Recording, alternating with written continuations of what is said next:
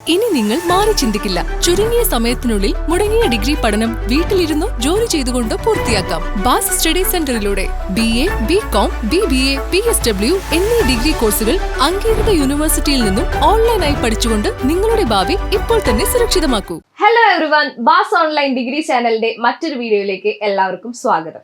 കഴിഞ്ഞ 2 വീഡിയോകളായിട്ട് നമ്മൾ ഡിസ്കസ് ചെയ്തത് അസൈൻമെന്റ് എങ്ങനെ പ്രിപ്പയർ ചെയ്യണം, അസൈൻമെന്റിന്റെ ഇമ്പോർട്ടൻസ്, എന്തെല്ലാം കാര്യം ശ്രദ്ധിക്കണം എന്നായിരുന്നു. അപ്പൊ അതിന്റെ ഒരു ഫൈനൽ വീഡിയോ ആയിട്ടാണ് നമ്മൾ വന്നിരിക്കുന്നത്. കുറച്ചും കൂടെ കാര്യം പെൻഡിങ് ആയിട്ട് നമുക്ക് പറയാനുണ്ട്. അപ്പൊ നമുക്ക് വീഡിയോയിലേക്ക് കടക്കാം.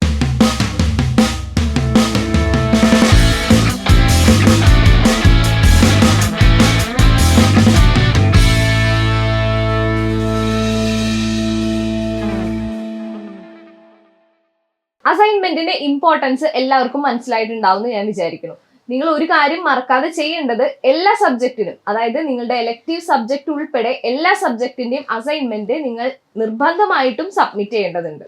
ഇപ്പൊ നമുക്കറിയാം, ഫൈനൽ ഗ്രേഡ് കാർഡ്, അതായത് നമ്മുടെ ഫൈനൽ മാർക്ക് ഷീറ്റ് വരുമ്പോൾ അതിൽ നിങ്ങളുടെ തിയറി മാർക്കും അസൈൻമെന്റിന്റെ മാർക്കും സെപ്പറേറ്റ് ആയിട്ട് ഉണ്ടായിരിക്കും.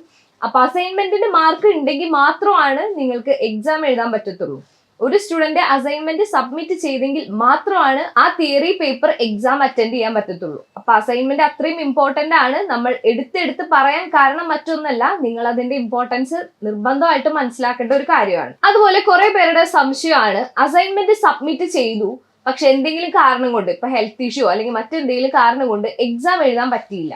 അപ്പൊ വീണ്ടും അസൈൻമെന്റ് നെക്സ്റ്റ് ടൈം എക്സാം എഴുതുമ്പോൾ വീണ്ടും അസൈൻമെന്റ് സബ്മിറ്റ് ചെയ്യണോന്ന് ഒരുപാട് പേര് ചോദിച്ചിട്ടുണ്ട്. അവർ ശ്രദ്ധിക്കേണ്ട ഒരു കാര്യം എന്ന് പറയുന്നത്, നിങ്ങൾ ഒരു തവണ അസൈൻമെന്റ് സബ്മിറ്റ് ചെയ്താൽ പിന്നീട് വീണ്ടും ആ സബ്ജക്റ്റിന്റെ അസൈൻമെന്റ് സബ്മിറ്റ് ചെയ്യേണ്ട കാര്യമില്ല.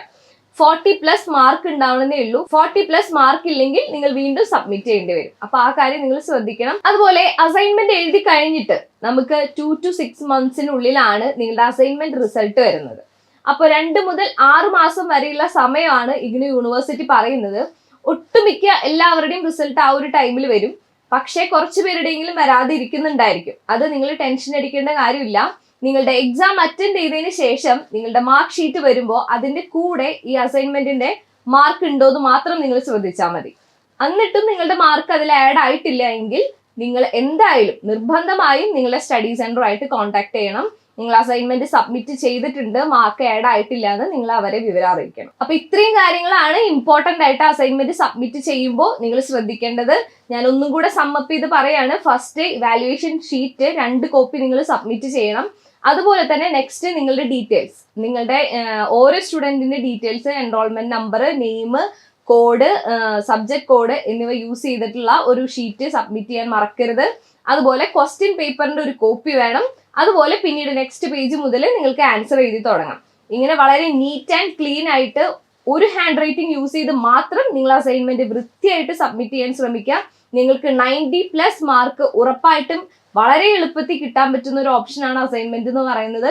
അപ്പൊ ആരും മിസ് ചെയ്യാതെ മാക്സിമം ഫുൾ മാർക്ക് മേടിക്കാൻ നിങ്ങൾ നോക്കണം. അതുപോലെ ഞാൻ വീണ്ടും പറയുന്നു, ഫോളോ ചെയ്യേണ്ട കുറച്ച് കാര്യങ്ങൾ എന്ന് പറയുന്നത്, A4 ഷീറ്റിൽ മാത്രം എഴുതാൻ നോക്കുക. നിങ്ങൾ ഔട്ട്ലൈൻ വരയ്ക്കുക. ബോൾ പെൻ ബ്ലാക്ക് അല്ലെങ്കിൽ ബ്ലൂ മാത്രം യൂസ് ചെയ്യുക.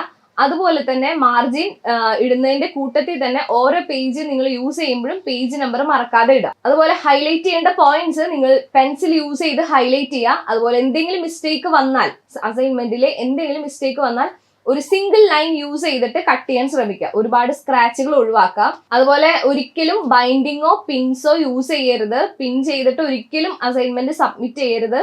ഫയലായിട്ടോ അസൈൻമെന്റ് സബ്മിറ്റ് ചെയ്യരുത്. അസൈൻമെന്റ് സബ്മിറ്റ് ചെയ്യുമ്പോൾ പഞ്ച് ചെയ്തിട്ട് വളരെ നീറ്റ് ആയിട്ട് ത്രെഡ് യൂസ് ചെയ്ത് കെട്ടിയതിന് ശേഷം മാത്രം, മാക്സിമം ഡയറക്റ്റ് സബ്മിഷൻ ആണ് നമ്മളും പ്രൊമോട്ട് ചെയ്യുന്നത്. അപ്പോൾ ഡയറക്റ്റ് സബ്മിറ്റ് ചെയ്യാൻ പറ്റിയാൽ, ഇപ്പൊ നിങ്ങൾക്ക് പറ്റിയില്ലെങ്കിലും ഫ്രണ്ട്സോ കസിൻസോ ത്രൂ വിത്ത് ID കാർഡ് യൂസ് ചെയ്തിട്ട് ഡയറക്റ്റ് സബ്മിറ്റ് ചെയ്യാൻ മാക്സിമം ശ്രമിക്കാം. അപ്പൊ ഈ കാര്യങ്ങളൊക്കെ ക്ലിയർ ആയിട്ട് മറക്കാതെ ചെയ്യുകയാണെങ്കിൽ 90+ മാർക്ക് ഉറപ്പായിട്ട് നിങ്ങൾക്ക് കിട്ടും. നമുക്കറിയാം, ഇതിനു വേണ്ടി ഒരുപാട് എഫേർട്ട് ഇടണ്ട. നമ്മൾ ചുമ്മാ വൃത്തിയായിട്ട് എഴുതിയിട്ട് സബ്മിറ്റ് ചെയ്താൽ നമുക്ക് കിട്ടുന്ന മാർക്കാണ്. ഒരു കാരണവശാലും അത് മിസ് ചെയ്യരുത്. 90+ മാർക്ക് എല്ലാവരും മേടിക്കണം. ഇനി എന്തെങ്കിലും ഡൗട്ട് ഉണ്ടെങ്കിൽ താഴെ കമന്റ് ചെയ്യുക. കൂടുതൽ ഡീറ്റെയിൽസും ആയിട്ട് നമുക്ക് വീഡിയോയിൽ കാണാം. Anyway, thank you.